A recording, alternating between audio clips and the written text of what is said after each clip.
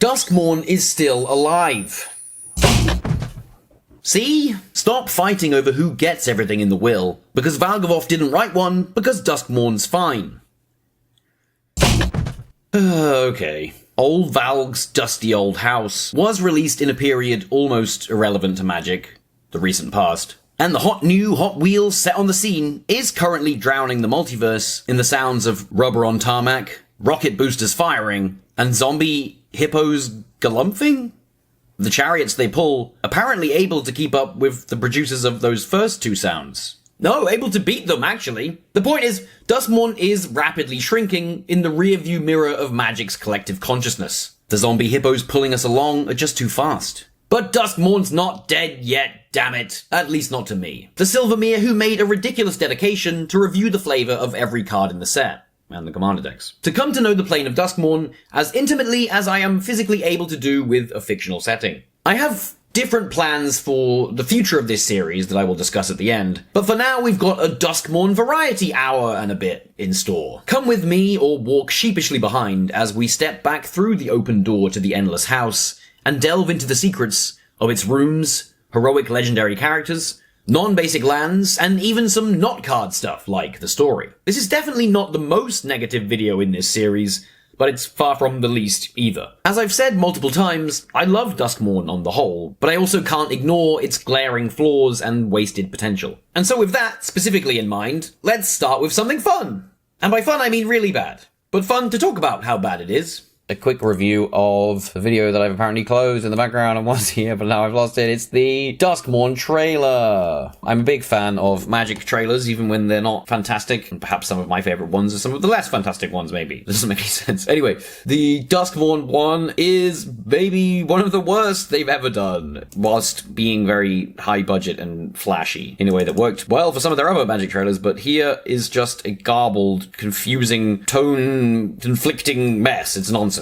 So the trailer can't decide what it wants to be, and it wants to be at least 3 different trailers, and instead of making 3 different trailers, they just made all of them in one at the cost of any of them making sense. It's one part 80s teen slasher movie, it's one part child possession ghost movie, and it's one part, or maybe 2 parts, horrible CGI Nashi wandering around horrible CGI whimsically dark distorted Hogwarts, to be honest, which is kind of the vibe that the 3D model of Duskmourn gives me in the trailer. It's framed as like the premise is we're watching TV and we're maybe trying to watch 1 to 2 horror movies whilst Nashi keeps appearing on the broadcast, and then we just cut between these 3 different trailers for a bit, and then all of the things sort of cut together more rapidly and build to a head, and then we just get the Duskmourn logo and it's over and no one knows what happened about anything. And everything that Nashi says just clashes with how he behaves in the story. And he's just like being a streamer for some reason, even though Nashi like reluctantly went into the house to rescue the thing. And in the trailer, he was asking for people to come into the house and get him, whereas in the story, that was very much the opposite. He went in alone and was followed by a bunch of people he told not to follow him. Some of the horror tone of the fake horror movies is okay. And one of them feels like it's actually referencing the story of Duskmourn with Marina and Valgavoth's relationship, but it's just not really, it just doesn't play out anything like the one in the story does, where we have this much younger Marina drawing crappy, cheesily non-scary moth, Babadook-esque moth drawings and putting them on the fridge and saying, he's my friend, and walking upstairs to go talk to Valgavoth when he was in the basement. Oh, thank you very much. So as much as it has a bunch of clashes with the actual story of the thing, that's not really the problems of the trailer. The problems of the trailer is it's just a visual mess of every idea.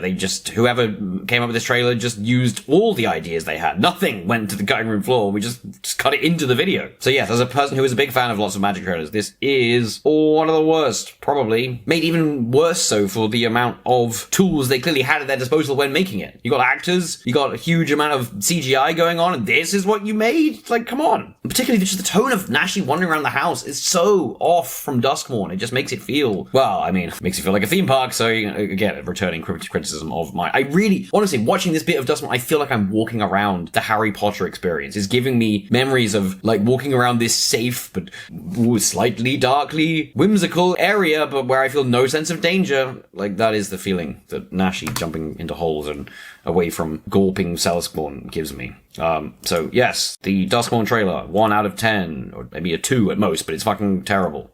And next we come to the points where the zones of the house intersect. Doors and windows, etc. and Duskmourn can lead you almost anywhere within the plane, it seems. But the edges of its defined zones bleed into each other. And these are depicted on the non-basic lands. And the few rooms I didn't cover in the last video. There are 3 rooms that each have 2 colours. Roaring Furnace and Steaming Sauna both appear to evoke the styles of the side of the house that their 2 colours are associated with. The Roaring Furnace looking very much like a part of the boiler villages, turning this underwater sauna section of the flood pits into a steamy functional sauna. Roaring Furnace is 1 and a red. When you unlock this door, this room deals damage equal to the number of cards in your hand to target creature an opponent controls. Steaming Sauna is 3 and 2 blue. You have no maximum hand size. At the beginning of your end step, draw a card. I like the idea of the Roaring Furnace dealing the damage when you open the door, almost as if the room itself is overflowing with heat. And when you open the door, it blasts out at your opponent's creatures. Perhaps the cards in your hand represent additional kindling added to the fire, although you don't lose the cards. And saunas are relaxing and replenishing, aren't they? So that's why you're getting so much benefit from this steaming sauna,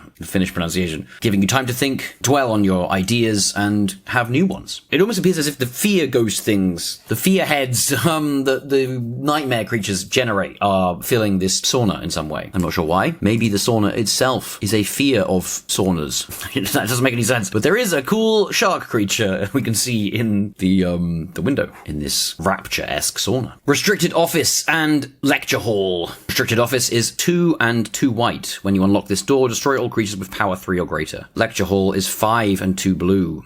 Other permanents you control have hexproof. Restricted Office... It appears there's some sort of tear in the fabric of Duskmourn at the back of the Restricted Office, so I'm assuming that's why it's been restricted, and also what is causing this board wipe, essentially. Perhaps some cataclysmic event where the fabric of the walls is undone and causes you to get oblivionized, like the glitch ghosts sometimes do. Maybe. I'm not quite sure why a lecture hall is making your permanents have hexproof. They have learned to have hexproof from repeated lectures. Neither of these rooms necessarily feels as if it has to be in the Mistmoors or Blood Pits as well. But there is some lovely painterly lighting across the image. Restricted Office has a full art alt by Scott Buon Cristiano. For Restricted Office, we have a relatively similar scene, as a crack leading to the warped oblivion outside the house can be seen on the back wall. This seems to be telling the same story as the previous Restricted Office, although this instability seems to be causing the furniture to rise off the floor even. For the lecture hall, it seems like the thing from the pipes is giving a lecture, both from the pipes on the ceiling and beneath this pool of water surrounding the lectern. Again, I have no idea how this card is giving you hexproof, but I like that this creepy lecture is being performed by hands, and both these pieces have a really nice sense of perspective as we enter the room in both of them. The floorboards and carpet running under the text in the foreground. Very nice. Smoky Lounge and Misty Salon. Smoky Lounge, 2 and a red. At the beginning of your first main phase, add red. Spend this mana only to cast room spells and unlock doors. Misty Salon, 3 and a blue. When you unlock this door, create an XX blue spirit creature token with flying, where X is the number of unlocked doors among rooms you control. Sort of like a rooms deck room card, like that other one. What does that spirit token look like? A very glitchy glitch ghost. Is this the only card that makes that? No, Unwilling Vessel also makes it. It's a blue glitch ghost, so it's a mean one, as opposed to the white ones, which seem to be nicer. That's kind of the case with Innistrad Ghosts as well, isn't it? A Smoky Lounge, I can imagine giving you 2 red,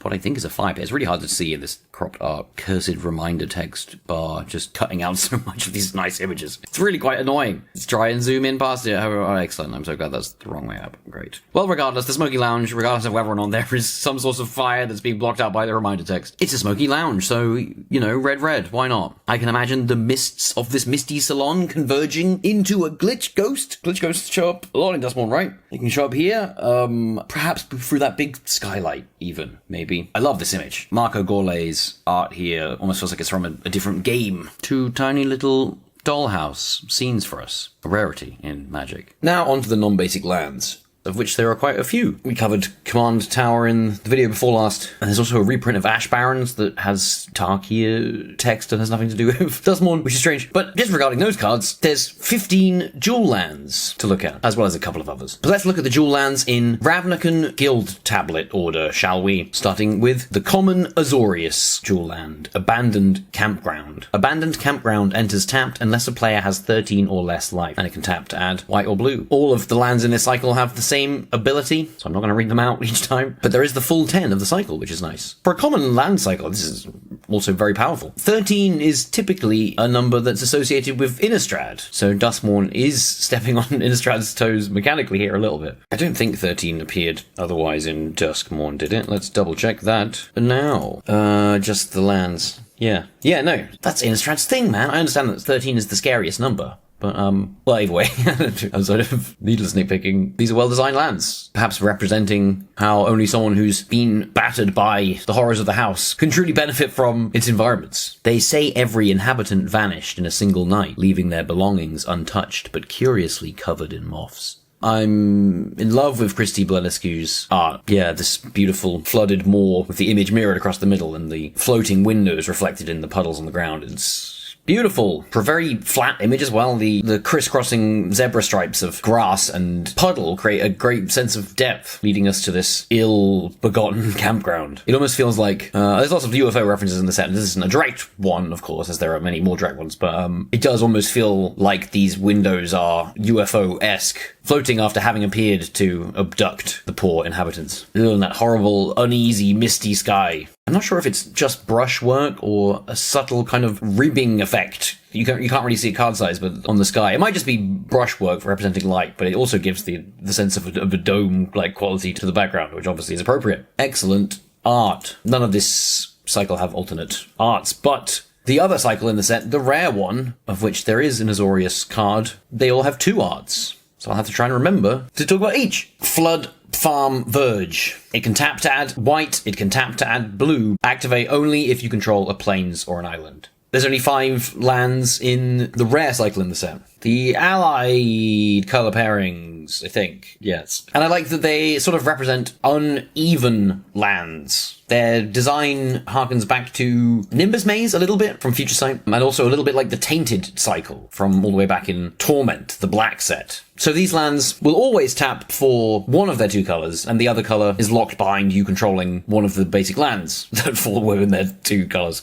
Which is cool. I really like the idea of creating uneven basic lands, and this also allows for a potential 20 cards to fill out the mega cycle of this thing, as you could create the corresponding Azorius land still, if you see what I mean. Anyway, here the Mistmoors slump like a grieving parent, the once thriving fields drowned by the relentless deluge. The Verge cycle, as all these lands are called, are very much more explicitly the edges of Duskmourn zones than the common cycle are. I like that it very much specifies that we are in the Mistmoors, as we can find out from our constant access to white. And we can see in Randy Gallegos' beautiful art here, this floorboarded field being drenched in water pouring from this stare gaping mouth door as the background is torn apart by winds. It seems. There does seem to be this kind of impermanence to this scene, like this section of the house might be not long for this world and soon to be redesigned, destroyed and rebuilt into something else. Yeah, the curvature of the horizon combined with this Dutch angle almost feel like we're going to fall off the edge of the image. I do love this scene for sort of creating the idea of something that should be familiar being recreated by a demon through the language of house. It's lovely. The alternate art by Sam Burley, I couldn't bloody find online any larger, which isn't true for most of these. But it still looks gorgeous in this full art design. It still keeps the same imagery of the windows opening from the flood pits and water pouring out, and the dramatic crashing, beautifully painted, of the water falling out of the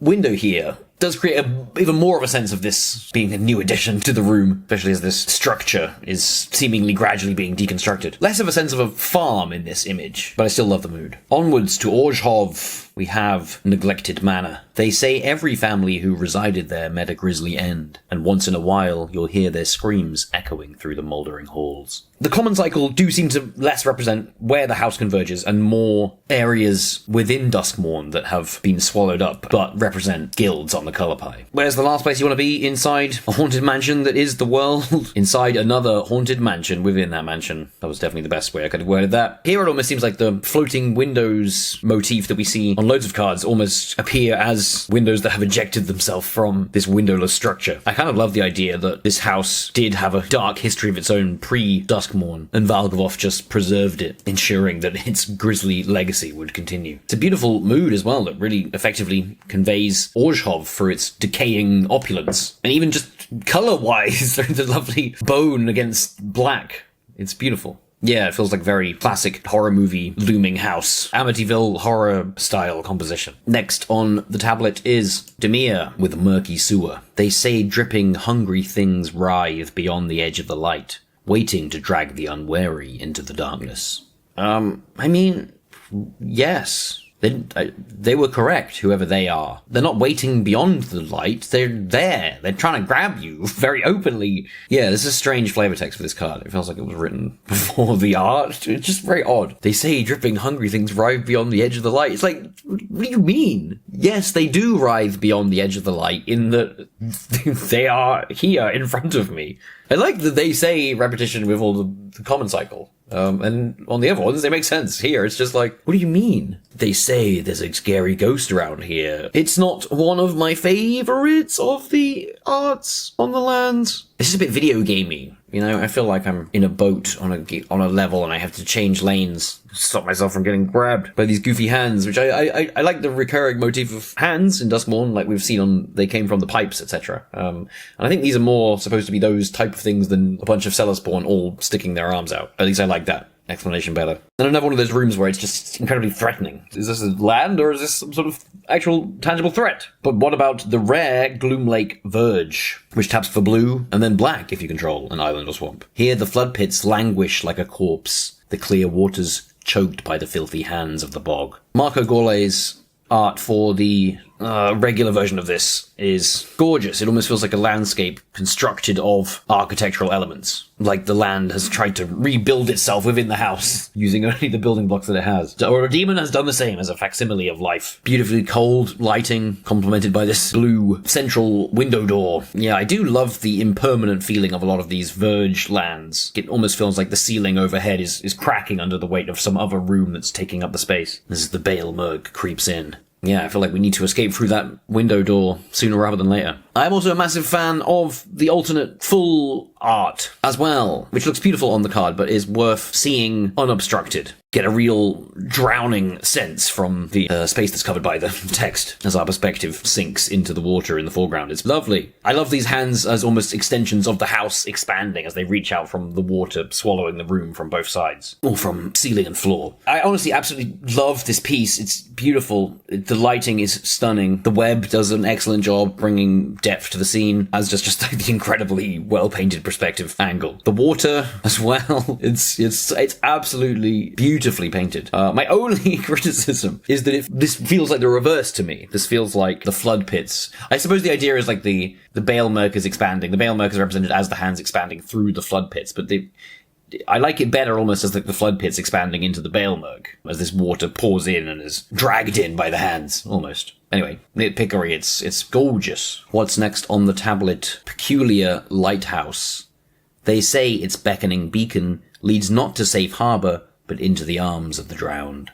Another one here in Raymond Bonilla's art that actually was kind of difficult to track down the art larger for this one, because I don't use threads. But it is worth seeing, I think, up large. I think it works better for me than at card size. There's a lot of subtlety amongst the blue space that I think gets lost at such a small size. Very interesting mood and scene to capture for Duskmourn. Obviously, surreal being the biggest connector, and perhaps its only attempt to try and scare us is through that surreal nature. I have come to associate the green light with survivors, so perhaps the survivors have installed this new light bulb in the lighthouse, which I like the idea of. And maybe this is supposed to provide a bit of respite in that instance. I like the idea of like just a slice leading through to the boiler bilges as its lava pours out, but it's like it's been long since accounted for as its energy is channeled away. through the hands and then along this lava duct. Yeah, I do like the tumultuous nature of these spouts of water along the side as well. And the stormy nature they kind of add to the image. But surreal storms. Yeah, this image retains Duskmourn's surrealism a lot, and I do appreciate that. It's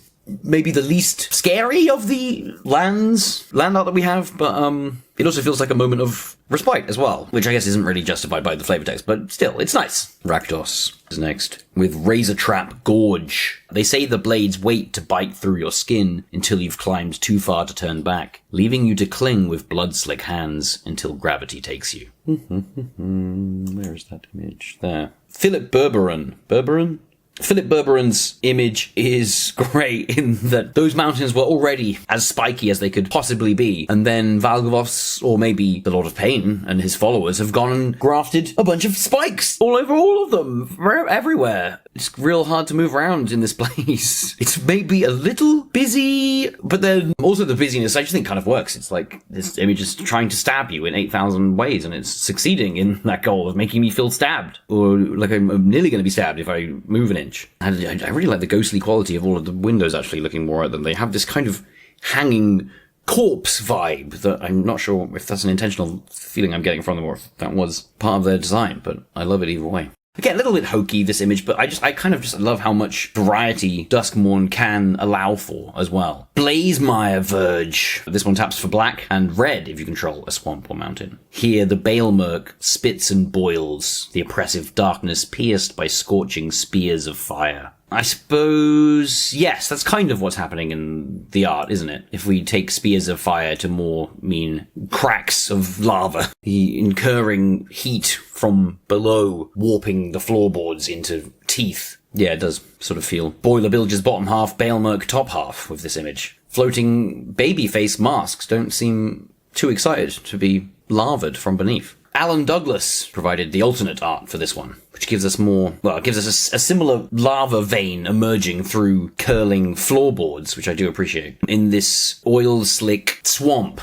punctuated by snippets of architecture. I'm not sure how well you can see the oil slick, but I will put it on the screen. It looks like some sort of razorkin or gremlin is emerging from the red door. Some creature apt to deal with the lava it walks on. Golgari, which is this one. Strangled Cemetery. Strangled Cemetery enters the battlefield. Why am I reading that? We already know. Anyway, I'm not going to bother with that. They say that with each new moon, the buried dead rise and dance from dusk till dawn, and witnesses to the revelry must join them for eternity. Another one I couldn't find large, although I do like Marco Gorle's art. Yeah, I really like how all the windows in this scene have been backgrounded, giving them this sort of floating soul-esque quality as they punctuate the background sky. Yeah, those curling stairs into the doorway in the background as well. They almost feel secretive in this image when they're centered in a lot of others. Yeah, I really like how the curving of the trees and the different quality of the light directs our eyes and creates a lovely sense of depth in this image. Mist causing depth is expertly executed here. The Bleeding Woods of the Gruul.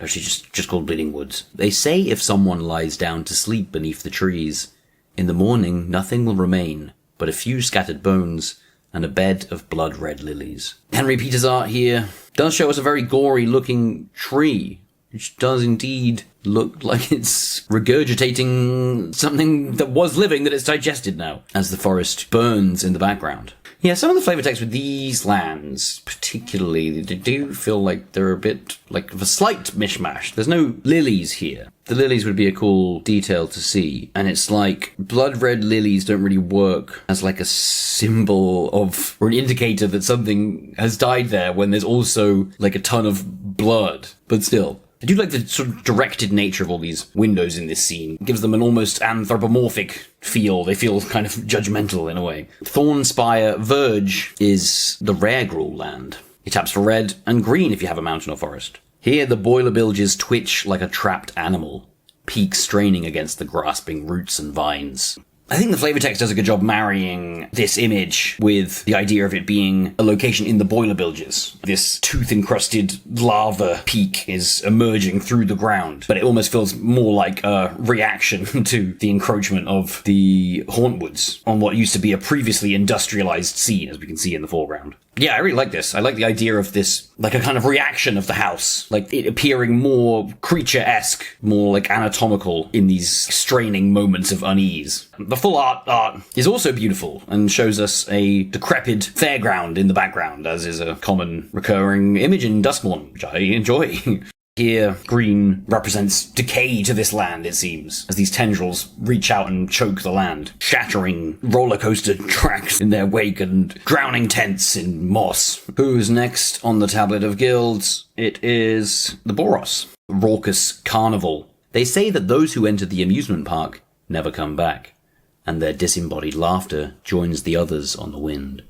Oh, this is another lovely image that I think bears looking at. Larger. It's like a carnival that's been warped after the fact to an impossible degree of nonsensical complexity, warped to a Burton-esque degree, with a bunch of pretty large cellar spawn hanging off of buildings in the background, reminding me a lot of the creeping amygdala in Bloodborne. I really like how the light of this image almost feels like it directs our eye gradually from foreground to background, like it's lulling us in, as the quality of the light feels like it is as well, illuminating this beautiful field of flowers in the foreground and masking the dark elements that are concealed within the distracting complexity of the carnival.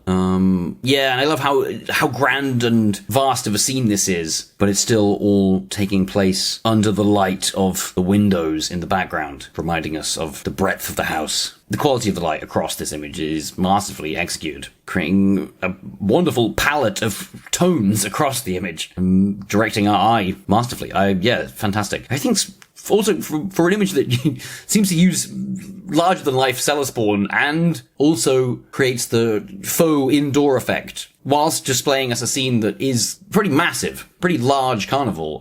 It does an excellent job of maintaining a sense of scale as well. 10 out of 10. I love it.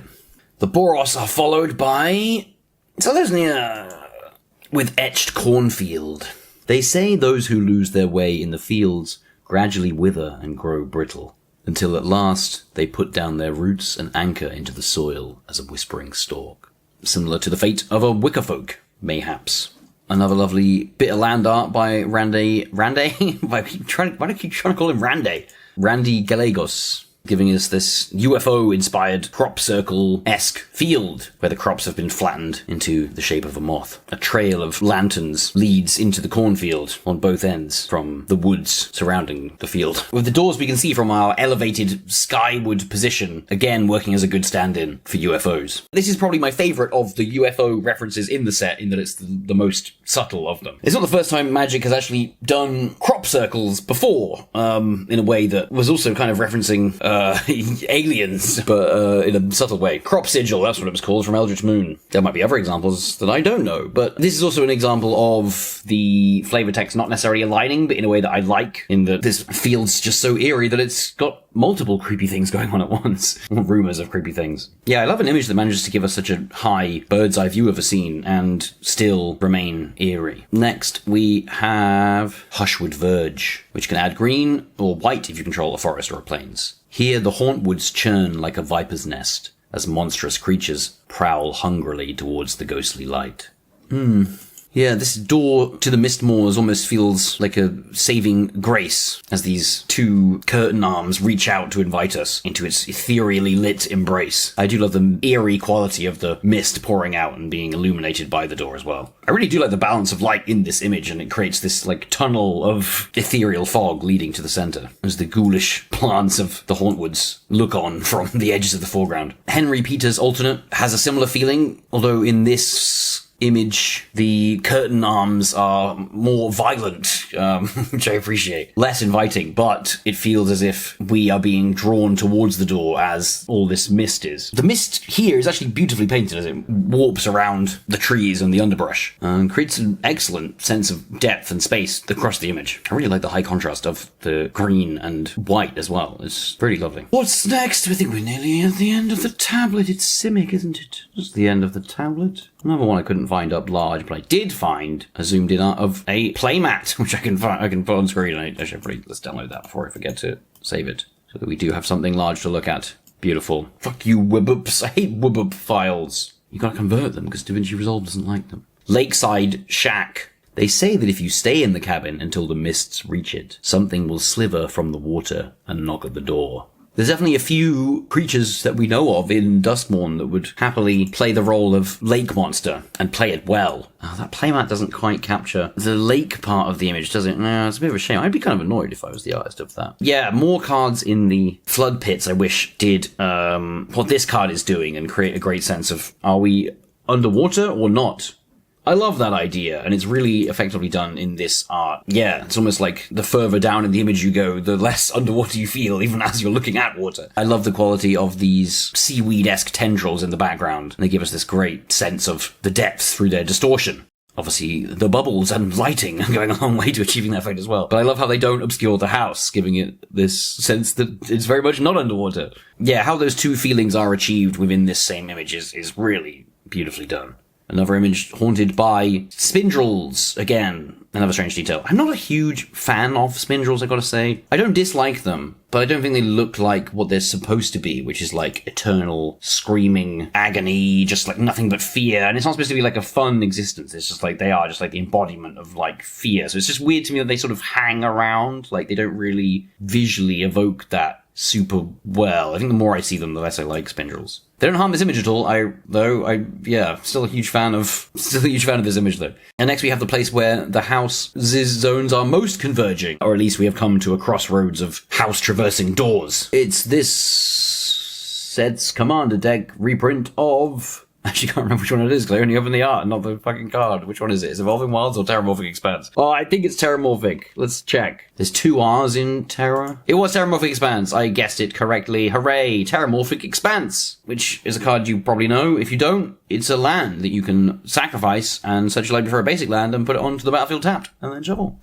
The house's geography constantly warps and twists, fields melting into floorboards and walls opening into hungry maws. Love this Terramorphic Expanse. It's a card that gets reprinted a lot and should be, and I love seeing different planes, interpretations of changing land, evolving wilds. Lovely. The Escher-esque perspective. Are we coming or going? Up or down? Is left, right? Who knows what's going on? Yeah, and all these different biomes are being evoked through the windows, and just an endless series of stories in Duskmourn are laid out in front of you. I really, really like this image. Even the eyes in the floorboard, one of them particularly is kind of really unsettling. The rest of them, I don't know if it's intentional, it just looks like a grinning face a bit in a way that's very deeply unsettling to me. What a good image. And the last non-basic land that we have to discuss is Valgavoth's Lair. It's an enchantment land, which is kind of, maybe good. I don't know. It feels like it's just going to get it killed. It's a farewell. It's like all my artifact lands get killed all the time. Anyway, it's got hexproof, so it won't get shot at least. It enters tapped, and as it does, you choose a color, and you can tap to add 1 mana of the chosen color. It is the one chamber whose location never changes, the rotten, rancorous heart of Duskmourn itself. A tunnel that leads to Valgavoth himself beneath the Balemurk, made up of his previous shed skin forms, which I kind of like that it gives you the option to choose a color as it enters. It almost feels like it's representing his metamorphosis. I like this art here. It's another one of those horror images in the set that feels a little bit overcooked, with the figure in the background kind of thing. I kind of like the idea of the figure walking towards the center than away, but they look like they've got 2 illuminated eyes, which kind of defeats that idea. Because it kind of, maybe it's like a Cellar Spawn emerging from its direct contact with Valgavoth or whatever, but it almost makes it feel like this is the thing we're afraid of. This is Valgavoth to the uninformed, almost like this little guy. Not Valgavoth, he's emerging from his lair. And it does feel very Stranger Things-y, which I just, there's a lot of that in this set, isn't there? I definitely feel like I'm supposed to be reminded of the Upside Down by this image. And maybe the corridor could look a bit more insectile-y. It definitely looks living, or previously living, which I appreciate, which is supposed to be, but it's not very mothy. This part of the Valgavoth form we were seeing, apparently he was more tendrily at that time. He was more into tentacles and teeth, Well, anyway. It's still a very effectively conveyed mood, especially through the red light. The alternate art for Valgavoth's Lair, appearing on one of the TV screen cards, is by Ivan Chavrin, who's done a few alternate arts to cards in the past and a few in this set. And this might be my favourite of their work, and I think my favourite of this card's printings of the two of them. The interior of the walls here leading to Valgavoth looks a lot more like discarded insect chitin and exoskeleton than the previous image. It has some really effective staticky warping, like all the cards in this style, but here it's done so effectively, and on that screen on the card it just looks so much like the intro to the final episode of this TV show. I can hear the synths starting to play in a way that feels evocative of what Duskmourn wants to be on its best day. And I like that it's a lot more clear that it's Valgavoth in his lair than in the other image where it's just a random figure emerging, and in this case the figure is walking towards the lair in what feels like a dramatic confrontation. It's great. When Duskmourn is doing cheesy effectively, this is how it should feel. Before we get to the cards of the characters that make up the story, let's talk about the story that features the characters from those cards. The Duskmourn stories by, I keep saying Mira Grant, but I think it might be Myra Grant, or Sienna Maguire, if you prefer her horror pen name, I think, or maybe fantasy pen name. No, because that wouldn't make any sense, because she uses Sienna Maguire for other MTG stories. Anyway, Myra Grant, I believe, is her horror pen name. She wrote all the stories for Duskmourn, and I think keeping them contained under a single writer allowed them to have a great amount of consistency that you don't always find in the Magic the Gathering set stories and the side stories that accompany them. But here, the quality and the tone is pretty consistent throughout. I'm going to start with best till worst, knowing that the worst is still good. Dead End is my favourite of the Duskmourn stories, and tells the story of the last day outside the house before it swallowed the world. The last remaining patch of land, the Rotru Forest, populated by technology-adverse elves. And it's just a fantastic story, probably one of my favourites in all of the Magic canon. I'm hesitant to say anything about it in lieu of you going to read it, please, or even listening to it as I did a reading on the channel. I'll put that on the screen. But it does just such an excellent job at grounding us within the world of Duskmourn, turning this alien house into a place that was once very familiar. Giving us some context to the growing of the house that we only experience the latter half of in the set. And I love that it's creepy. It has some fantastic imagery throughout, and really managed to make the idea of a house that swallows the world something to truly fear, which I really appreciate. And it just has a killer last line, which is an excellent thing for any story, particularly short stories, to do. So I implore you, go and read / listen to it. Actually listen to it, because then I can have a view out of it, please. Next down my list of favorability, it's the story of the beasties. Keep Them Alive, which is told from the perspective of an older beastie inducting us, a newer beastie, into the fold, giving us a glimpse into their thought patterns and culture and history, really. And it's incredibly interesting to get this view into one of the more unique monsters on the plane. And so it has this second-person perspective, which I usually find jarring, but it works well here. Instead of attempting to bring me into the story, we inhabit the new beastie and are allowed this privileged view into their creation through the borrowed perspective.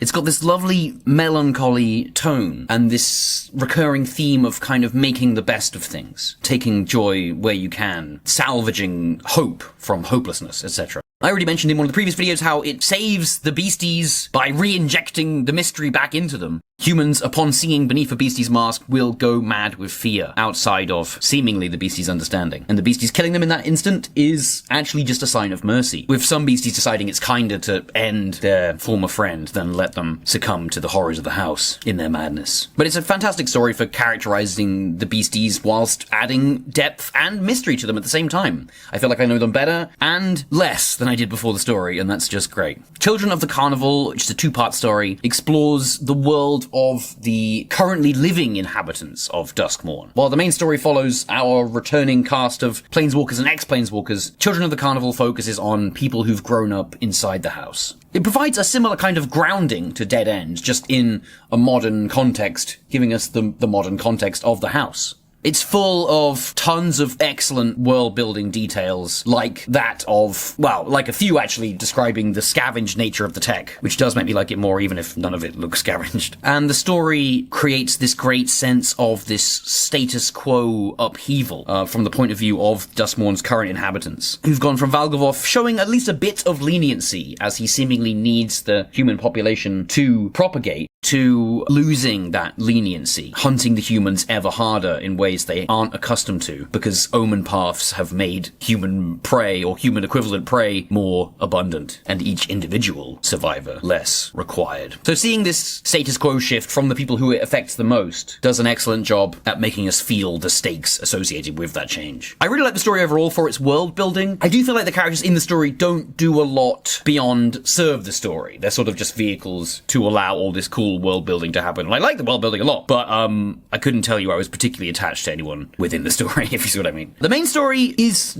probably my least favorite of, collectively, my least favorite of all the stories of Duskmourn, but I still genuinely really liked it. There are far too many characters, which is kind of a problem with lots of Magic stories, as so many need to be squeezed into the cards that they can't quite so effectively be squeezed into the text. So the story revolves around a group of ex-planeswalkers plus Kaito, who is still a planeswalker, going into the House of Duskmourn on a retrieval mission to fetch dead Tamio's adopted son, Nashi, the rat ninja. Nashi has gone into Duskmourn through a door that's opened between worlds, like Duskmourn likes to do, in order to retrieve Tamio's ghost scroll diary thing that she left him when she died, which really wasn't that long ago, to be honest. It's funny. Like, the last time we saw Nashi, he was hanging around with that thingamajig, I suppose, and now she's been nicked by the house, and Nashi's gone in to find her. Nashi didn't want anyone to follow him, but he was pursued by a group of other Nezumi, the rat people, of which he is one, from his home plane of Kamigawa. So now the ex-Planeswalker group have all showed up on Ravnica, where they are organizing to go through the door and retrieve Rashi's Natsun.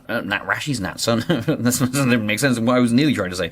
To retrieve Tamio's rat son, and any of his friends who aren't yet dead. So Kaito, the Wanderer, Tyvar, Zimone, and Nico all head through the door to Duskmourn. So the story definitely has too many characters, but I do think that, despite this, they are still mostly well characterized. Maybe the Wanderer and Kaito, in my opinion, could have been fleshed out a little bit more. Not that we haven't seen them before. But Tyvar and Zimone and Nico, I felt, were all well characterized, especially for how little time they get when all squeezed in together. In horror movie fashion, of course, the party is split up upon reaching the house. So, Nico and the Wanderer team up. Kaito is isolated on his own, except that he has his little... What are they called? What's a Japanese raccoon called? I can't remember. God damn it. Tanuki! There you go. Kaito is isolated, although he's obviously got his little Tanuki friend. And Tyvar and Zimone team up, all separately wandering their way through the house, trying to find Nashi whilst uncovering the house's dark secrets and monsters. Tyvar and Zimone is just such a fun pairing, honestly. They're two characters I wasn't necessarily that attached to before this story. Zimone, I didn't really feel any way about, having not been super interested in Strixhaven as a setting. And Tyvar, if I'm honest, my impression of him was quite bad before, based on the Jubilant Brawler card from All Will Be One, as him grinning like an idiot while all his friends got completed made him seem like a complete dickhead. So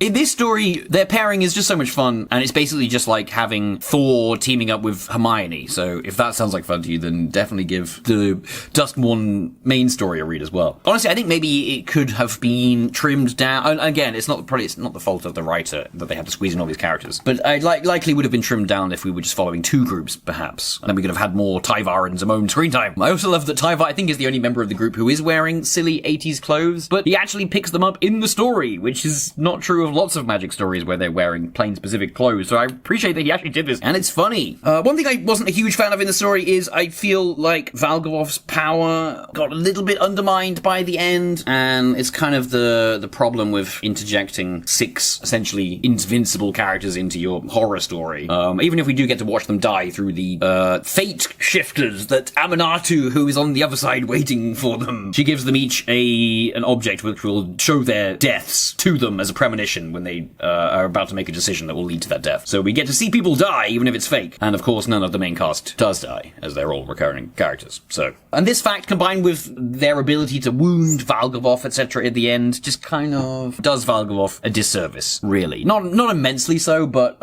considering they seem to be wanting to establish Valgavoth as a big multiversal villain, having him get clowned on by a bunch of idiots isn't smart. For his introduction, in my opinion. Outside of that, there are 2 second-person stories addressing you directly and eking horror out from the fact that you are being addressed directly. And both of them are fine and fun, but that perspective doesn't draw me in. It does the opposite. I feel like I am being told a story to whenever I'm reading that in that second-person perspective. So nothing bad about either of the stories, but the intro story and the Choose Your Own Adventure, neither of those were amongst my favorites for Duskmourns. So from the story, let's go go talk about the legendary characters. The ones what appear in the set and are heroes or something. Let's begin with the one that starts with an A and is at the beginning of the list for that reason. Aminatou. Veil Piercer, one of the face commanders of the commander decks, I believe. Aminatou is 1, a white, a blue and a black. At the beginning of your upkeep, Surveil 2. Each enchantment card in your hand has Miracle. Its Miracle cost is equal to its mana cost reduced by 4. Miracle is you may cast a card for its Miracle cost when you draw it if it's the first card you drew this turn. Aminatou is a character we've seen before on a commander deck card. A planeswalking child with the ability to see into the future. So apparently, as a child, Aminatou peered into her own future, saw the moment at which her planeswalker spark would ignite, and pulled it backwards into the present. She's since lost her spark, apparently, which is a bit disappointing in my opinion, because she was definitely one of the more interesting planeswalkers, having engineered her own sparkening. But I suppose if that event is due to happen in Aminatou's future, perhaps she'll become a planeswalker again when she gets around to it. Naturally. David Palumbo is one of my favourite Magic artists, and I love here we have Aminatou's ominously calm smile balanced against the chaos of the warping environment of Duskmourn, a place she didn't actually go in the story, but she was the group's man on the outside. Some lovely high contrast lighting being painted here with intense shadows falling upon the stairs. Surveilling can do quite a good job of making you feel like you're looking into the future as you look at the top cards of your library and decide which futures you will live out or throw into the bin. The previous Aminatou also had synergy with Miracles, allowing you to stack the top of your library with any card from your hand. And in both instances, I think Miracles can do quite a good job of allowing you to feel like you're dictating fate. Kaito, Bane of Nightmares, is our only planeswalker in the story, and as such, the character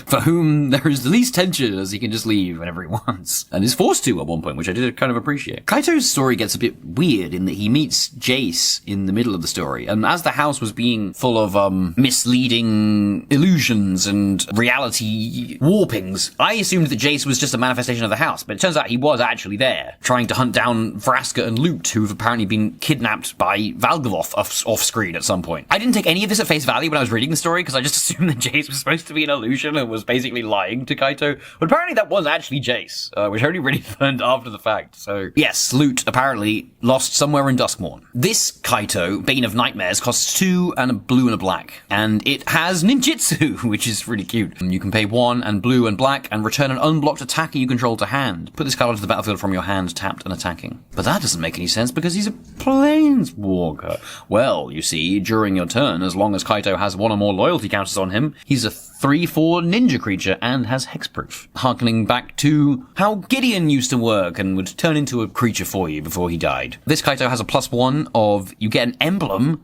everybody, with ninjas you control get +1/+1. So obviously it's a low power emblem, but you get it for +1. That's crazy. There's only one other ninja in the set, which is a little weird, so this will affect Kaito and Nashi and no one else, but it's still very cool, especially for commander decks that want to play Ninja Tribal, obviously. He has a 0 ability of Surveil 2, then draw a card for each opponent who lost life this turn. Perhaps the surveilling and drawing cards could represent the Fate Shifter, which Aminatou gave to the group, well, each of the group. I don't remember if Kaito used his, I don't think he did. Either way, he can -2 to tap target creature and put 2 stun counters on it. I really like this card. I suppose the price of it is reflecting its power, as it is quite powerful. But I like a planeswalker that doesn't have an ultimate and instead just has a suite of very usable other abilities. And giving you an emblem for a plus ability is pretty nuts. I suppose there was that Chandra that gave your opponent's emblems as a plus, and there's that Sorin that has a really cheap comparative emblem that buffs things. But this is the cheapest emblem. And I suppose the last ability just speaks to Kaito's gadget/martial prowess, being able to ninja out a creature of your opponent's for 2 turns or more. Joshua Raphael's art for the standard version of the card has some nice 3D frame breaks. Obviously, all planeswalkers have a little bit of a frame break going on, but Kaito's here is quite pronounced in a way that's sort of goofy but quite fun. And I also really like how the shuriken he's throwing in the foreground, the 3 shurikens surrounding him, there's another one that's underneath the text, but the 3 that show up in the visible art, plus the blue window, do a good job framing the character. It's really nice. And then there's the lovely orange highlights across him, just drawing it all together. It's beautiful. Kaito, of course, not expressing any fear or danger, but he's probably the person who has the least reason to be afraid in Duskmourn outside of being afraid for Nashi. But, yeah, least likely to die in Duskmourn, seeing as he can just go, peace, at any minute. makes perfect sense. Done it. The ghost photography ones, I can't remember the name of the card style. I'll talk about those at the end. Not a huge fan of those styles. We'll talk about it in a bit. The other art by Martin Nail, I really like. Kaito's drowning in the same blue light that Martin Nail's other character for this set, they might have done more than two, but the Stalked Researcher, the lighting on that card is very similar to this one. Although in that art, it felt like it was drowning the character and contributing to their fear, but here it feels like an extension of Kaito, emanating out from his weapon as he cuts the arm off of the thing from the pipes with his mocking, self-assured expression, which again works for Kaito. Let's go down to the Wandering Rescuer. 3 and 2 white for a legendary human samurai noble with flash and convoke and double strike, and other tapped creatures you control have hexproof. Yeah, I suppose it just speaks to the Wanderer's ability. Just abilities kind of feel like a rescuer. She can show up in a heartbeat. Her speed being represented by flash and double strike, and I suppose even the hexproof part. I really like that your creatures can come together to cast her. It almost feels like her being summoned to the mission by others. And then when she shows up, she gives your other tapped creatures hexproof in her magnanimous rescuing. Anna Pavliva's art is an excellent action shot from the POV of behind whatever this creature's head is that's been lopped off. I'm not a huge fan of her clothes. They look like neither here nor there. I think the Wanderers might be my least favorite of all of the Duskmourn outfits. I think without the midriff, it would just work for me. As it is, it's just half Kamigawa fashion, half Duskmourn 80s nonsense, and it's just kind of a visual mess. I really don't like it. The art itself is good. I like this pose. I really like the lighting and the mixing between orange and green, almost like 50-50 across the image is really cool. I like this face we can see in the background. We can see in lots of Duskmourn. It must have been a feature of the style guides to have creepy faces emerging from backgrounds. We can see a few faces amongst these wrapped columns, which is very cool. And again, I have no issue with the Planeswalker or ex-Planeswalker characters appearing unafraid, but the Wanderer's outfit is probably my least favorite of all of the returning characters. Not one of the most fleshed out characters in the story. I didn't dislike her in the story, but she kind of just equates to muscle, really, which is what she's very good at, and I like her as a powerful character. But if I'm honest, I think she was a really bad choice for desparking as the Wanderer. Before had this unstable spark that would constantly fling her across the multiverse, and managing that unstable spark was kind of the main part of her character. So to have it just unceremoniously ripped away was kind of just boring, really. I don't know why they did it. Nico Light of Hope is 2 and a white and a blue. When Nico Light of Hope enters, create 2 shard tokens, which are enchantments with pay 2, sacrifice this enchantment, scry 1, then draw a card. They're like fancier clues. You can also pay 2 with Nico and tap them, and exile target non-legendary creature you control. Shards you control become copies of it until the beginning of the next end step. Return it to the battlefield under its owner's control at the beginning of the next end step. I guess the idea, Nico seems to have the ability to trap people within shards and do lots of, I'm still a bit confused as to what Nico's shards actually do. Let's go to the wiki, because I read the whole story and I'm like, what? It's like Scarlet Witch, where you're like, what are your powers? Their previous card from Kaldheim also made shards. I think this is the only source of shards on cards is Nico cards. Nico MTG wiki. Their signature magic, I'm reading this directly from the wiki, their signature magic is using mirror-like magical shards for direct attack, trapping foes or hiding friends. Okay. Yeah, the shards seem to be able to trap people within it. At one point they trap a ghost in it. I think maybe a Wicca folk. I can't remember, occultists. Yeah, I'm a bit confused as to how shards work, personally, but I liked them in the story as they were reeling with and dealing with the loss of their spark, as they are one of the desparked planeswalkers. And seeing Duskmourn through their sort of pragmatic, but maybe not pessimistic, but verging on it, point of view was actually very interesting. Describing them as the Light of Hope is just the exact opposite of the role they played in the story. That is in no way what their character was. Light of Hope is like, that's the last person on the team that you would give that moniker. So that doesn't make any sense. But I did enjoy them in the story. I suppose the copies, the creating shards and having non-legendary creatures become copies of them, sort of feels like you are hiding one of your friends in the shard, maybe?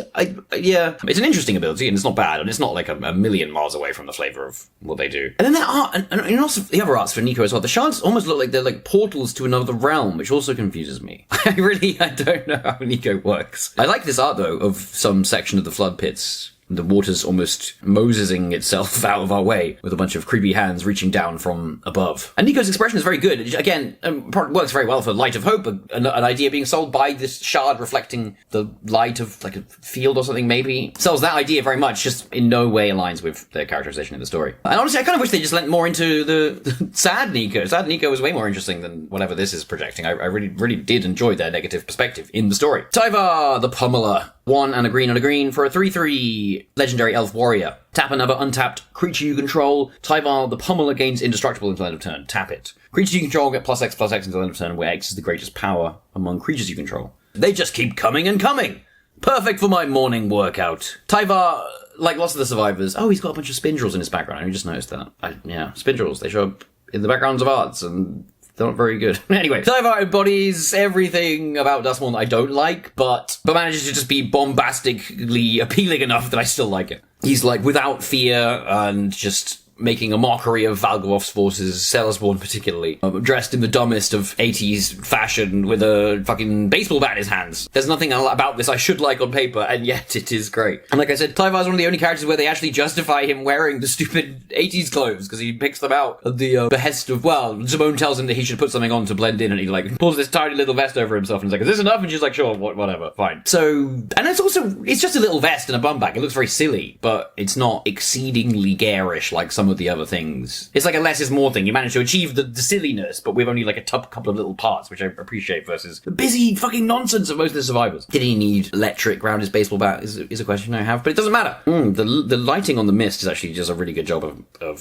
framing this image and making it incredibly legible. It's really nice. Look how the darkness of the foreground fades into the bright blue mist in the mid-ground. Is that the right word? With this dull green making up the background, just illuminated around Tyvar's head. It's excellent. Such lovely framing. Tapping another creature to give Tyvar indestructible is okay. Tyvar's abilities, he can like cover himself with surfaces he touches, so like he could touch rock and then cover his body with rock, basically. And he can do this to other people as well, which I think represents the creatures you control part quite well, because it's like him applying his buff to other things, potentially. Maybe he's like taking the qualities of the creature to give himself indestructible, but it doesn't feel like perfect flavor. Still, Tyvar gets a pass. Simone All Questioning is the set Simone, not the commander deck one. It's 1 and a green and a blue for a legendary human wizard that's a 1/1. At the beginning of your end step, if a land entered the battlefield under your control this turn and you control a prime number of lands, create Primo the Indivisible, a legendary 0/0 green and blue fractal creature token.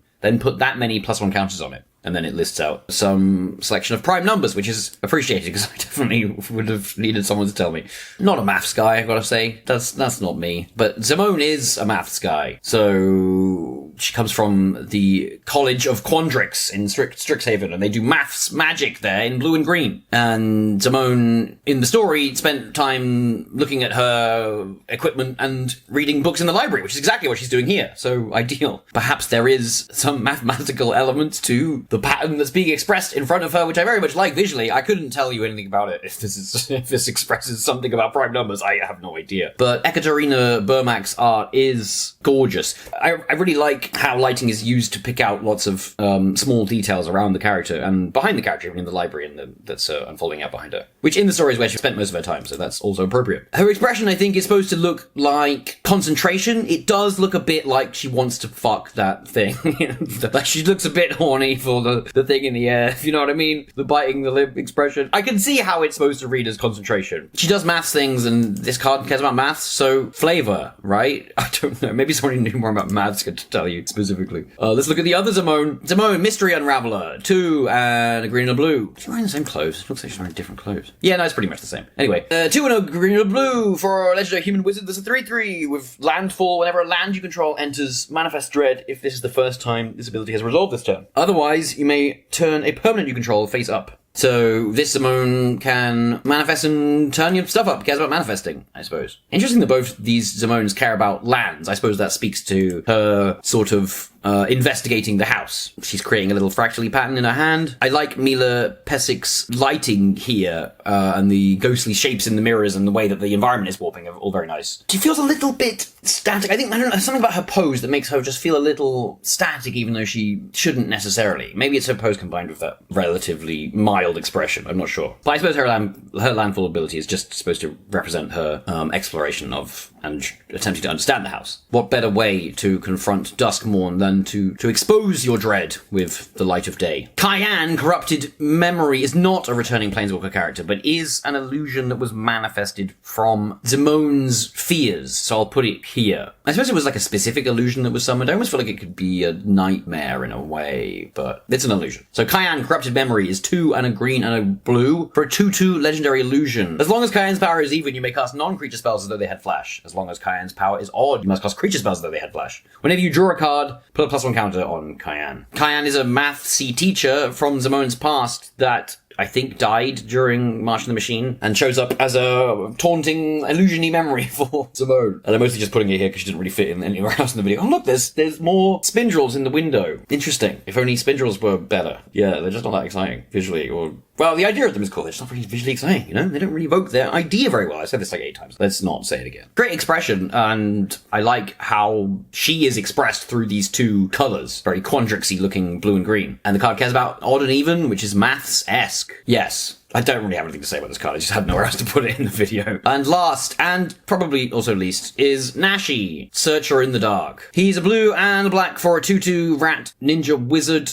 He's got Menace. When Nashi, Searcher in the Dark, deals combat damage to a player, you may mill that many cards. You may put any number of legendary and or enchantment cards from among them into your hand. If you put no cards into your hand this way, put a +1 counter on Nashi. So the milling is representing Nashi's search, and as he's looking for Tamio's ghost notebook spirit thing, which I guess could be, as it's like a magical thing, but also a legendary thing, so I suppose that makes sense for being legendary or enchantment cards, even if there isn't really... I mean, there's the story of Tamio card in the set, but there isn't... Tamio's ghosty journaly thing isn't really represented as a card in the set. And then if Nashi found neither of those things, he grows in power, which is a bit flavorful. I suppose it's like maybe he's becoming accustomed to the horrors of the house as he searches deeper. I'm in sort of 2 minds about the art by Johan Grenier. It's like very competently done. The framing is really, really fantastic with the twisting staircase and the hands reaching out. I think the hokiness is a bit more than I want overall. The hands and Tamio's painting, like screaming at him from behind, it's just a bit too silly for me. I know we want to make Nashi look capable whilst implicating him in, you know, being as being in danger. But yeah, also combined with that like hot pink, I think the whole thing is just kind of, it reads like tableau-esque in a way that I don't really like, and kind of sucks some of the realism out of the scene, if you know what I mean. I think in terms of what it's going for, it achieves that very well. I'm just not a huge fan of what it's going for. And in the story, I like Nashi, the character, a lot. Tamio's adopted rat son, who's first showed up in Kaladesh, I think, in a story in Kaladesh without getting a card, and then got a card when we first returned to Kamigawa. And then Tamio died because she got Phyrexianized. And the last card that Nashi had before this, which was from March of the Machine Aftermath, Nashi had Tamio's ghost scroll thing following him around. Whereas now he's searching for the ghost scroll thing. Everyone follows him. All of his friends die. Basically, all the other Nezumi that follow him ultimately, and all the Planeswalker characters show up and get him out. Again, at the cost of all of his friends' lives, which does seem like it's going to rack Nashi with guilt. And at the end of it, Tamio's story memory ghost thing had all of its memory stolen by Valgavoth and then can't even be saved, and Nashi has to sort of say goodbye and let go of Tamio's ghost in this end bit, which is one of my least favorite parts of the story. I don't like it. I don't think it represents an interesting character change for Nashi. It's just going to make him like sad and racked with guilt, or at least it should anyway. Like, he just basically, as much as he didn't tell anyone to follow him, he did ultimately get a bunch of people killed just so he could say goodbye to the ghost of his dead mum, basically. Like, if you wanted to have this story moment, you should have just done it right after March of the Machine, instead of having that other card in the middle, which kind of implied that you weren't going to do this, and then you just, like, a couple of sets later, or like, within the year later, you've just killed the stupid ghost thing that you should never have done in the first place. So it's just a bit all over the place. Next, let's carve out some space for my least favorite card style this set. I recorded this next bit a little while ago. I probably got more mad than I needed to about a card style. But, sometimes it's fun to get mad about inconsequential things. You've seen the rest of this series. So I'm leaving it in and not changing it. We'll run it as is. Let's talk about the sets. Worst alternate card style. I think they're called double exposure images. And they are pretty rubbish. They're kind of abysmal, if I'm honest. The idea is that you have a character in the main character, the character the card is depicting in the background, and in the foreground you have ghostly object or character or image that has appeared on this quote-unquote photograph after it's been developed, like in a sort of ghost photography style way. Like, these are double exposure images with the double exposure revealing this hidden monster. And it was a horrific idea, in my opinion, for a card style. Like, they're so busy and unreadable. And never in a million years would I have guessed they were supposed to be double exposure things. Like, I don't think I would ever have guessed this without reading that that's what they were supposed to be. I remember staring at the Wanderer's card for ages, thinking, like, are you going for, like, spy novels? What the fuck is this supposed to be evoking? And as much as I like the art, like, each one of these cards has two pieces on it, which I like. Together, they don't work, but I don't dislike either of them. I like the monochromatic style of all of the heroes. They all look cool and exciting here, but then this monster or hand or ghost or bite marks, whatever, overlaid over the top, often with a completely, like, jarring tone to the rest of the image. So we have, like, survivors that are supposed to look cool and powerful, capable, and then just like a ghost overlaid on them, or just whatever, cell spawn, a hand, something, just undermining the tone of the character. Like, why? What am I supposed to get from this TIE fighter image? Am I supposed to get that he's triumphant, or that he's about to be grabbed by this unseen monster? Like, and then with the monsters, like, what am I supposed to get? What is this thing overlaid with the Jolly Balloon Man? It's not one of his balloons. The f*** is it? And what does this add to the piece? Oh no, the Jolly Balloon Man didn't know that there was a blue, like a purple f***ing orb monster near him. What? Some of them are okay. Like, the Kaito one isn't terrible. Also, his pose kind of lends to the idea that he's semi-aware of his situation. Victor and Marina both just have moths overlaid over them in a way that isn't super obnoxious. I don't hate the Marvin image because I think the blue and red is quite nice, and also, like, the hand lends to the puppetry idea. Like, it could almost be puppeting him, and also, like, a skeletal hand just feels a bit more like a double exposure type thing. But honestly, what are you trying to achieve? Like, what am I supposed to get from these images? Visually, I don't think any of them look necessarily bad. I quite like the colors, etc. Thematically, this is a pile of dog. The only one that I think is genuinely good is Valgavoth's. And also because the art doesn't seem to be undermining him anyway. It's just a more typical image. And it very much feels like a sort of like an old horror novel or something. And it looks very creepy emerging from behind that door. This one's great. The others, less so. And as an idea, 1 out of 10. Just a horrible idea for a set of cards. It's really funny because they almost have like the opposite problem that the survivors have, where it's like, for the cards that you've chosen to present to build the world, like all these survivors, all these characters that we're seeing that are essentially a reflection of the plane of Duskmourn itself, you were like, have them look like they're on a fun day out. Nary a care in the world as they nonchalantly beat back the forces of darkness or whatever. But when it comes to the Planeswalker characters, the ones who are generally capable, the returning characters people are attached to, want to build decks around their new cards, let's present them in a way where it looks like they're about to get grabbed by an unseen ghost. Great, yes, that's what everyone wants out of their wandering rescuer deck. Anyway, I was very negative. I think these were so badly executed. For a group of cards that all feature 2 illustrations I like, these fucking suck. That's quite enough of that. Moving on. In this innovative segment, I'm going to cover all of the cards that I missed from previous videos. There's almost 1 per video. I think it's 2 for the first video, and 1 from the Survivors video, and 1 from the last one. Let's start at the beginning with the first card that I looked at, which was Valgavoth, because there's another Valgavoth that I didn't talk about. The Commander Deck 1, Valgavoth, Harrower of Souls, who is 2 and a black and a red for a legendary Elder Demon, not an insect. Not an insect demon, just an elder demon. He's a 4/4 with flying and ward of pay 2 life, which is nowhere near as punishing as the sacrifice 3 non-land permanents. Paying 2 life, not quite as bad, although this one does cost 4 versus 9. Whenever an opponent loses life for the first time during each of their turns, put a +1 counter on Valgavoth, Harrower of Souls, and draw a card. It's a powerful card, if you didn't realize already. That effect can make Valgavoth pretty big, whilst giving you lots of value in the form of cards. Played against this card a few times, and it's always gotten pretty big and produced lots of cards. Valgavoth's ability here of gaining stronger and providing you benefit whenever your opponent loses life for the first time each turn, I think does quite a good job of representing him feasting on fear, with your opponent's life loss here standing in for their fear. But hey, maybe they were afraid, whatever caused them to lose life also maybe caused them some fear, so it feels appropriate as Valgavoth and you both grow from their misfortune. In Chris Cold's art here, we're given a similar mood to Antonio Jose Manzanado's piece, although I do like the imposing quality of his eye slit in the middle, and it's almost doing like the meme laser eyes, but in a way that doesn't feel silly. It works. I really like how this image is just constructed of a small amount of high contrast colors mashing together. It feels appropriate as Valgavoth is constructed of the elements that fill the space. And the painterly quality of Chris Cold's painting, with Valgavoth's wings flowing out into the darkness, it does a great job of evoking the idea of textures that can feel both insectile and of construction, of mortar and plaster, etc. Having Valgavoth's figure relatively small compared to the rest of the image in the middle, and with his wings and body taking up the rest of the space, does a great job of selling the idea of the lord of the house whilst making him feel extra imposing. I maybe don't like this image quite as much as the other one, but they're both fantastic. Let's move on to the Mind Skinner.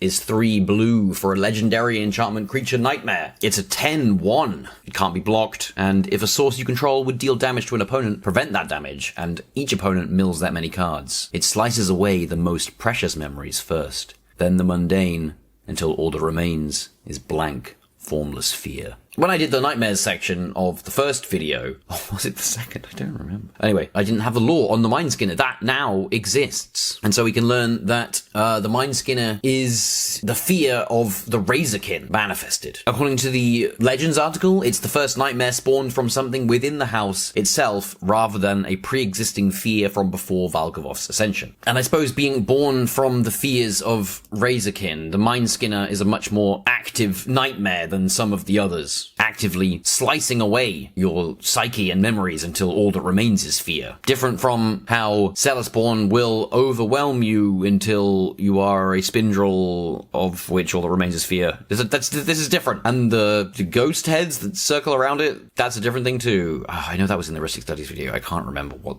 the deal was with those. They didn't have an explanation when I recorded my Nightmare section. I don't know what the deal is with those things. They weirdly were missing from the Planeswalker's Guide article about nightmares. Strange. Regardless, I like Abs J. Harding's work here, though. It almost looks like it's tearing a hole through the boiler bilges, or it's warping what look from the pipes and valves, etc., warping around to be the boiler bilges, and the construction of its body, etc., looks like elements that make up Razorkin. So it's interesting that this thing is entirely blue. I suppose it's a very blue idea. It's just that there's no red representing the Razorkin, which is interesting. Converting all damage you do into milling is an interesting effect, and obviously does a good job of representing the Mind Skinner cutting away parts of your memory as you mill your opponent's library brain into the bin. A few more cards had reprints in the Duskmourn commander decks, and some of them definitely don't take place on Duskmourn, like Ash Barrens, which references Tarkia, and also Moldgraf Monstrosity, which is an area on Ministrad, and nothing about the card implies that it's on Duskmourn, so discard it from your minds and think instead to this Bloodseeker, a mean old vampire from back in Zendikar, who's 2 for a 1/1, if you didn't know, that has whenever a creature an opponent controls enters, you may have that player lose 1 life. I love giving people creature tokens, so I'm a huge fan of Bloodseeker. He hopes each greedy gulp will be the one that makes him feel warm again. Oh, that flavor text injecting the idea of him seeking warmth. It does so much for it. It's fantastic. David Astruga has painted us what I'm certain was, or maybe still is, a cultist of Valgavoth from his clothes, infected with a particularly horrible looking form of vampirism that turns your mouth into a circular pit of fangs. All the better to drain all of the blood out of you, it seems. Perhaps the image could feel a little colder, maybe, based on the flavor text, but it's not cold with the blue light highlighting the vampire. That light gives him a kind of immediacy, which is carried by his pose, and just how desiccated this corpse looks. The red, possibly firelight in the foreground, feeling a lot more still than this light that's pulling him out towards his next prey. I like how this is very much clearly a very different vampire to the other vampire that we have in the Blade reference as well. Oh, I love that, like, him being an ex or current cultist just works so well for evoking that shaman creature type that he also has. What a beautiful translation. Phantasmal Image, an incredibly efficient clone spell, got new art in the special guest cards associated with this set. Here depicting a clowny Razorkin, reflected against the original as if through a mirror, with a slightly different glitch effect to the glitch ghosts emanating around it, this time with vertical lines instead of horizontal, so it's maybe different. If you don't know this card, Phantasmal Image is only 1 and a blue for a 0/0 illusion, and you may have Phantasmal Image enter as a copy of any creature on the battlefield, except it's an illusion in addition to its other types, and it has, when this creature becomes the target of a spell or ability, sacrifice it. A simple take on a classic image. The Nils Ham version is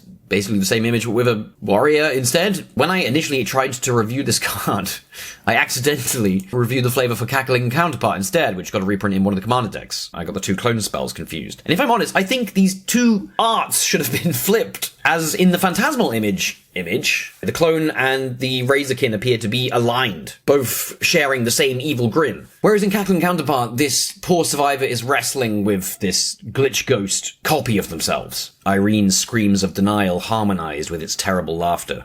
And that doesn't really make sense to me because Cackling Counterpart can only copy a creature on your field, implying that they should have some sort of alliance, whereas Phantasmal Image could copy one of your opponent's creatures, in which case they would be opposed. So it just feels like you should flip these two arts, please. And I wouldn't necessarily describe either copy in either of these pieces as cackling, but I would say that gets closer to the Phantasmal Image pose than this one. I do very much like Zeshao Chen's art for Cackling Counterpart though, with the horizontal glitch warping lines of the copy pulling away from her, selling this forced embrace, almost as the colours of the original bleed out through the back of the copy.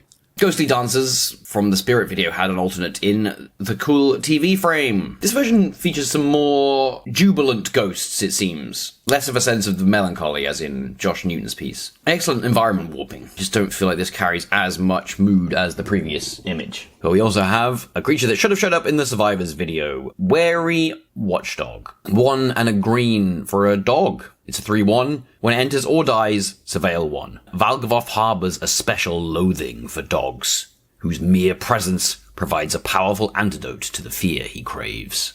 It's like the most 80s movie villain thing ever to have Valgavoth hate dogs. I love it so much. It's such a good detail of Valgavoth's character. I love that I love the idea of him despising dogs and dogs being a sort of counter for him in this very cheesy 80s movie. You're my best friend kind of way. This one, it does have a Salazborn in the background, hiding in the image, doesn't it? In the very back left of the background, there's a wee Salazborn or something, and there isn't even an alternate art for this card, so it's just there. You have to be scared by it. Yeah, this is really lovely done piece of storytelling in this image. It's fantastic, actually. With this light creating the shadow of whatever beast this dog is standing up to, and the dog illuminated versus the lowly human in the shade with nary but a small backlight, emphasizing their reluctance while their loyal companion stands at guard. And I love this kitchen counter morphing into trees in the background. It's a lovely little scene. And I like the dog surveilling for you, both with his presence and then his death.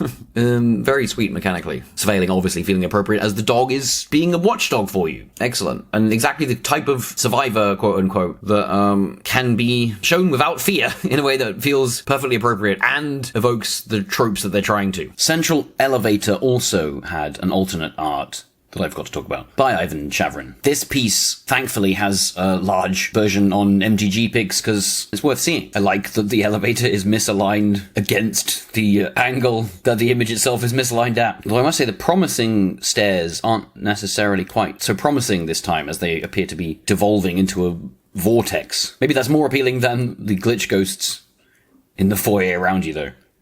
Just another effective scene, really. Sorry I missed you. Mirror Room and Fractured Realm, which I did talk about, had an alternate art, which I didn't talk about. Let's talk about that. Man, I have like a memory of talking about this. I guess I just didn't. I just convinced myself I did. I did it in a dream. I guess to reiterate, Mirror Room is 2 and a blue for a room that says, when you unlock this door, create a token that's a copy of target creature you control, except a reflection in addition to its other types. Fractured Realm is 5 and 2 blue. If a triggered ability of a permanent you control triggers, that ability triggers an additional time. Cacho Rubion's signature style, which showed up on a few alternate arts for this set, gives us what I appreciate is quite a different scene from the regular print of the card, giving us this high angle view of the survivor looking down at their reflection in Mirror Room, and then a shot from their perspective as we look down into the reflected image in Fractured Realm. All of their work in the set has been relatively busy in a way that has had mixed results. I think here it's actually one of the best, and there isn't quite such a heavy use of lots of small lines like there were in some of the other ones. I think it works a lot better here. Even as this image is distorted out into ever more grotesque transfigurations in the Fractured Realm image, which all look fantastic, and both the original and this version I like a lot, but I like this repetition we can see through the mirror facing mirror effect, and as each reflection is repeated, it becomes more distorted. Yeah, it's lovely stuff, and their high contrast comic book shading combined with their washed out color palette, I think work better here than in perhaps any of the other images they drew for the set.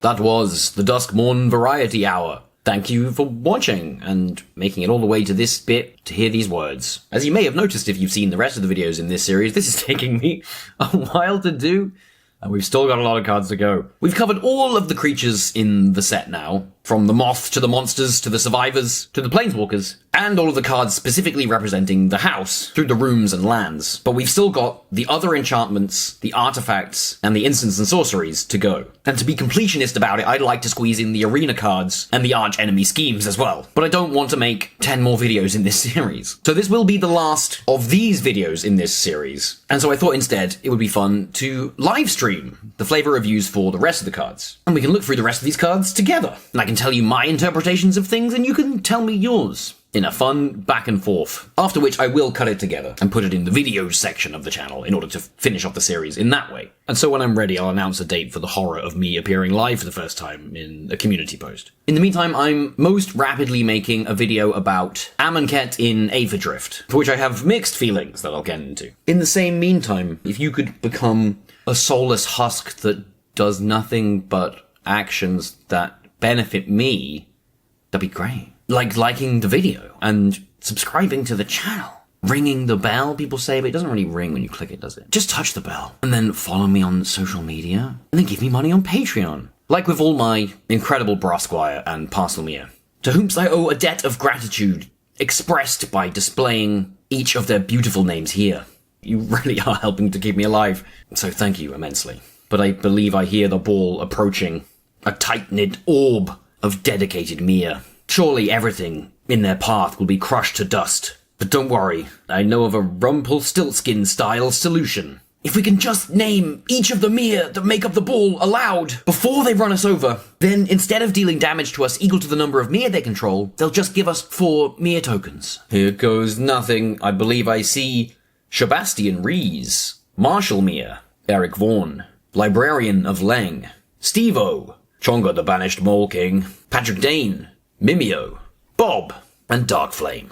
Oof, that was a close one. Thanks for the 4 Mir tokens, thanks for not running us over, and thank you immensely, all of you, for your support. The only thing that's left for me to do now is to provide you with the secret code word for this video. Let's open OBS, shall we? OBS is already running. No, it isn't. You're a liar. Let's see what Scryfall's got for us today. Under the random card button, it's Ascendant Ivinkar, depicting the character Krovax after he became a vampire. I love how this card's original type is just legend, but now it's a Phyrexian vampire noble. Tell me about your experiences with Krovax in the comments, and I'll know you made it here. Oh, he's got Yawgmoth's symbol on his knee.